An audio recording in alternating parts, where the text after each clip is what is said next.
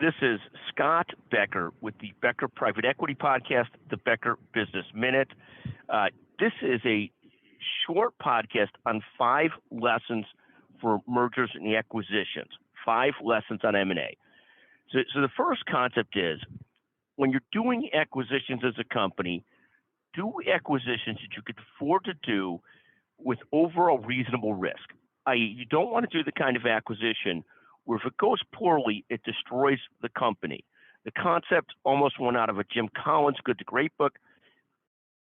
Fire bullets, not cannonballs, so that if you do a bad acquisition, you're not so stretched with debt that the company's in trouble. So that's rule number one. Second rule in acquisitions and M&A is acquisitions need a very clear integration plan up front.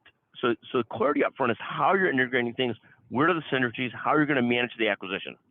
Third is the best companies at doing acquisitions do a lot of them. Doing acquisitions, learning the pluses and minuses, things that go wrong, things that go right, is an art and a science like anything else. When we work with clients, when I've seen clients over the years, we worked with a client that did 75 acquisitions, another that did 100 acquisitions. Those that got better and better at it built more and more of a roadmap for this is how we do them. And they're much more successful at it. It's very similar to when a company does its first joint venture, that's one thing. When they've done 15 joint ventures, they now understand what can go right, what can go wrong, what they have to do to prepare for it. So at the end of the day, acquisitions are like anything else. The more you do with them, the better you get at them. The fourth lesson from M&A is acquisitions that are close to your core business tend to have a much better chance of success than those outside of your core business. We often see, for example, people think they're doing things that will be synergistic to their company. For example, a media company buys a technology company. One kind of company buys another kind of company.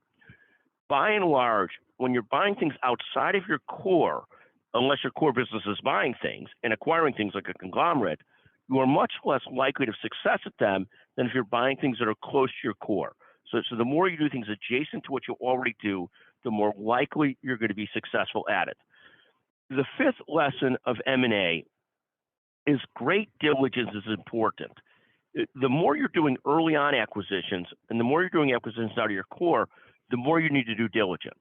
The other lesson on diligence is you need really smart analysts and people to understand not just going through all the documents, all the books, all the business, but what really matters and what's really important. So great diligence is really important.